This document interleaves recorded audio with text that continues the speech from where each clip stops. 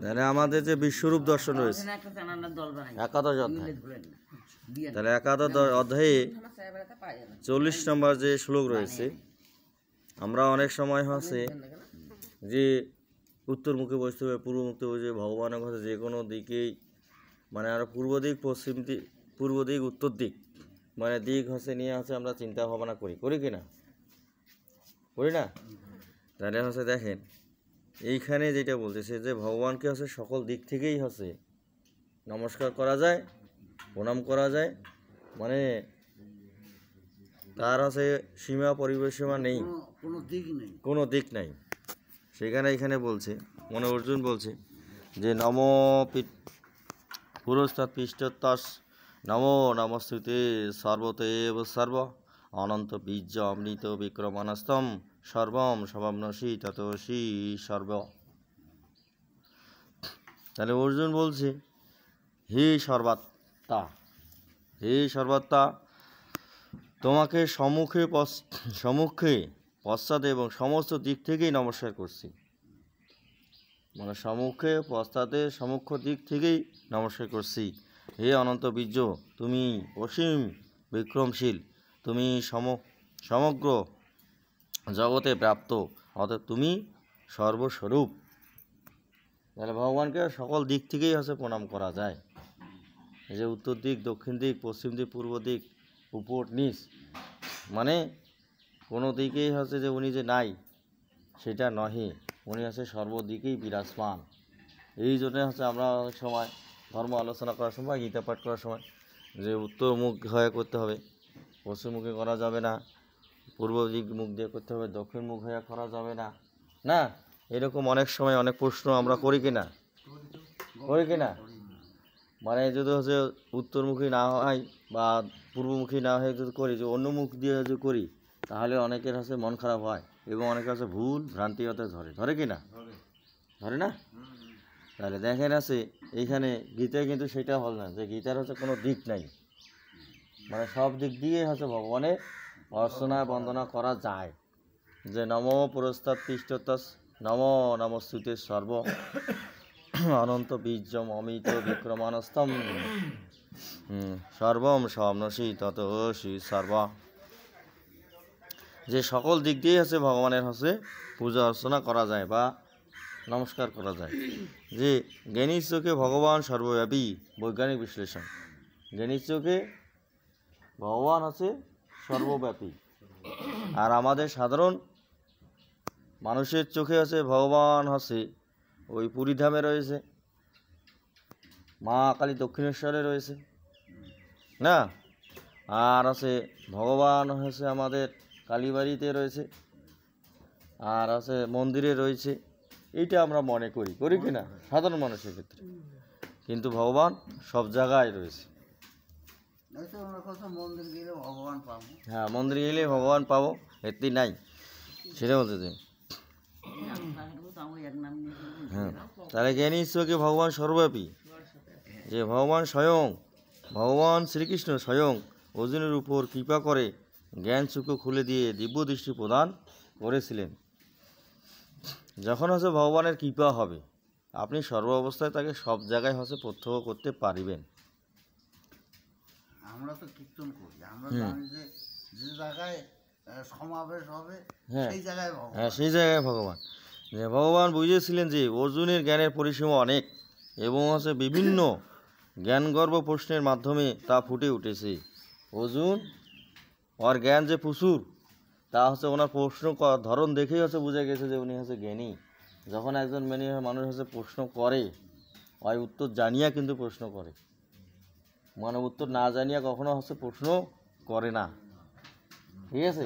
যে জানিয়া প্রশ্ন করে, এমনি প্রশ্ন করে না। সেই জন্য আপনি যদি কাউকে কোনো প্রশ্ন করেন, তার উত্তর জানিয়া প্রশ্ন করিবেন, ঠিক আছে? একটা জিনিসের একটা প্রশ্নের উত্তর জানেন না, সেটার প্রশ্ন কখনো করবেন না।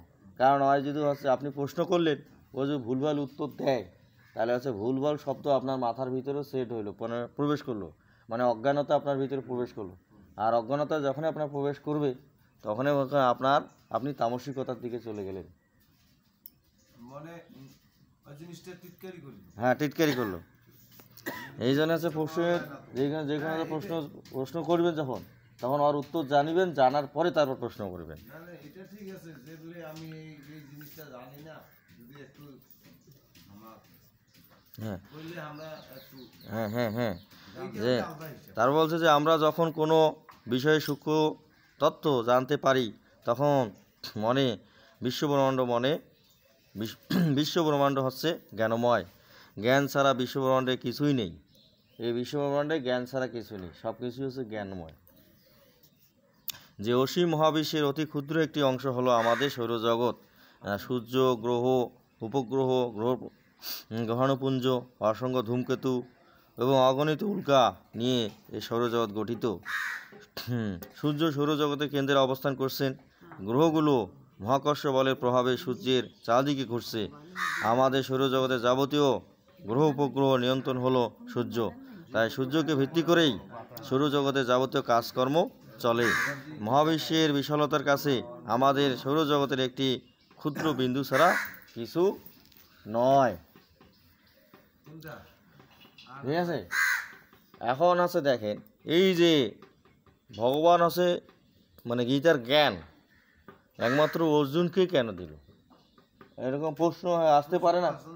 তাহলে দেখেন আমরা মনে করি যে অর্জুন হচ্ছে ভগবানের হচ্ছে সখা এবং মিত্র বন্ধু, না সেই জন্য হচ্ছে অর্জুনকে দিয়েছে। কিন্তু গীতার জ্ঞান হচ্ছে ভগবানের কিন্তু আরও অনেক বন্ধু ছিল, ছিল কি না? সুদমা ছিল, সুবল ছিল, শ্রীদাম ছিল, ছিল না? ছিল কি না? তারপর আছে উদ্ধব ছিল, ছিল না? তাহলে এদেরকে হচ্ছে তো গীতার জ্ঞান দিতে পারতো কি না? কারণ আছে গীতার জ্ঞান সবার জন্য নয়। গীতার জ্ঞান আছে বীরের জ্ঞান। একমাত্র বীররাই গীতার জ্ঞান হচ্ছে ধারণ করতে পারে। আর গীতার জ্ঞান অর্জন করিয়া যদি আপনি বীর হইতে না পারেন তাইলে আছে গীতার জ্ঞান অর্জন করে কোনো লাভ নাই। গীতার জ্ঞান আছে বীরের জ্ঞান। কারণ আছে ওই ফকির এবং বৈরাগীদের জ্ঞান গীতার জ্ঞান নয়। এই জন্য আছে কোনো ফকির বা বৈরাগী আছে না, সন্ন্যাসী কাছ থেকে আছে গীতার জ্ঞান শ্রবণ করা ঠিক নয়। বুঝতে পেরেছেন? মনে হয় যে আশ্রমে আছে কোনো সন্ন্যাসী ফকির, আমরা মনে করি যে বড় বড় মহারাজ আসছে না, উনি আছে বড় সন্ন্যাসী হয়েছেন, হ্যাঁ। যেমন হচ্ছে ওই যে কয়েকদিন আগে আমার মন্দিরে যে আসলে যে নাম কি সাধু, ধীমান সাধু, হ্যাঁ না, মানে এই যে ধীমান সাধু, তারপর যে আমার দুর্যোধন মুখার্জি, এগুলো তো সন্ন্যাসী হয়েছে, বৈরাগী হয়েছে। ওরা সংসার যুদ্ধে পরাজিত সৈনিক, কর্মবিমুখ, ঠিক আছে, সংসারে পরাজিত এবং কর্মবিমুখ না, এইসব কর্মবিমুখ এবং সংসার বিমুখী লোকের কাছ থেকে কখনো গীতার জ্ঞান শ্রবণ করা ঠিক নয়। আর গীতার জ্ঞান আছে ইয়ার জ্ঞান, মানে যোদ্ধাদের জ্ঞান, বীরদের জ্ঞান। কারণ ভগবান হচ্ছে চাইলেই হচ্ছে ওই সুদমা ফকির শোনাই যে ভিক্ষার ঝোলা নিয়ে বেড়াইতো না, নাই বেড়াইতো না, সুদমা ভিক্ষার ঝোলা নিয়ে বেড়াইতো না, ওরা তো ভগবানের পরম ভক্তই ছিল। কিন্তু ভগবান বুঝতে পেরেছেন যে এইসব আছে ফকির এবং সন্ন্যাসীদের গীতার জ্ঞান দিয়ে কোনো কাম হবে না। সেই জন্য গীতার জ্ঞান আছে কোনো সন্ন্যাসী বা হচ্ছে সংসার বিমুখ লোকের কাছ থেকে শ্রবণ করা ঠিক নয়। এমনি একটা জিনিস বোঝা যায় না, অর্জুনের ঘর দুঃশোধনের ঘর মারিয়েছে তো অর্জুন কথা না, এলে আত্মীয় স্বজন আমরা আমি কীভাবে যুক্ত করি? হ্যাঁ, তার ময় আসছি, হ্যাঁ, আর একটা লোক এখন ডাঙ্গে জানতে হয়তো তো কি মুখ ডাঙাইবে অরে আগত আই ঠিকান পাঠ করি। তাহলে এই গীতার জ্ঞান এটা এখন আর ওই যুগটা, এই জন্যে গীতার জ্ঞান কোনো সন্ন্যাসী, অনেকে আছে সন্ন্যাসীরা তাদের মতো করে বলে যে এইসব জ্ঞান আছে, আসলে ব্রাহ্মণের কাছ থেকেও গীতার জ্ঞান শ্রবণ করা ঠিক না।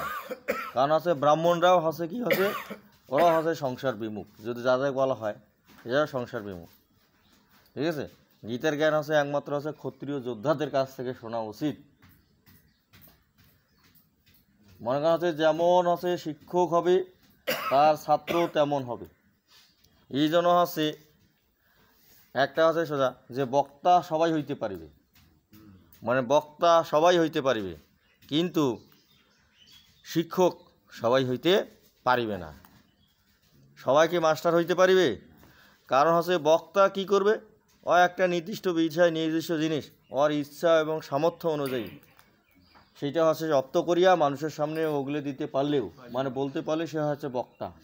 আর শিক্ষক কী করে, যে শিশুদের চাহিদা এবং রুচি এবং সামর্থ্য অনুযায়ী ওই বিষয়টা হচ্ছে পুঙ্খানুপুঙ্খভাবে জেনে সেটাকে যে হৃদয়ঙ্গম করার হচ্ছে চেষ্টা করে। এই জন্য সবাই শিক্ষক হইতে পারে না, বক্তা কিন্তু সবাই হইতে পারে। এই জন্য শিক্ষকতা করা খুবই একটা কঠিন পেশা। সেই জন্য আছে শিক্ষক বক্তা হইতে পারে কিন্তু বক্তা কখনো শিক্ষক হইতে পারিবে না। সেই রকম আছে যোদ্ধা সবাই হইতে পারিবে না, ফকির বা সন্ন্যাসী সবাই হইতে পারিবে। ঠিক আছে, দেখান আছে বসি সুতি খাওয়ার হচ্ছে এইখানে যদি আমরা দেই, এই যে সবাই খালি সুযোগ দিই যে এই খালি বসি সুতি করে খাবেন, কত লোক আছে লাইনত চলে আসবে। হ্যাঁ হ্যাঁ, চায় কি খাটাখাটি মন চায়। তাহলে এই যে যারা হচ্ছে মঠ মন্দিরে যে দাঁড়াইছে, মানে যারা যাচ্ছে তারা সংসারে আর আমাদের সমাজটা অধপতন হওয়ার এইটাই মেন কারণ, যে আমরা হচ্ছে বৈরাগী এবং সন্ন্যাসী এবং সংসার বিমুখ লোকের দ্বারাই হচ্ছে পরিচালিত হই। আমাদের বৈরাগ্যের মন্ত্র দিতে দিতে আমরা হচ্ছে কি হয়ে যাচ্ছে, ক্ষীণ হয়ে যাচ্ছে, হীনবীর্য হয়ে যাচ্ছে। কি বুঝতে পেরেছেন?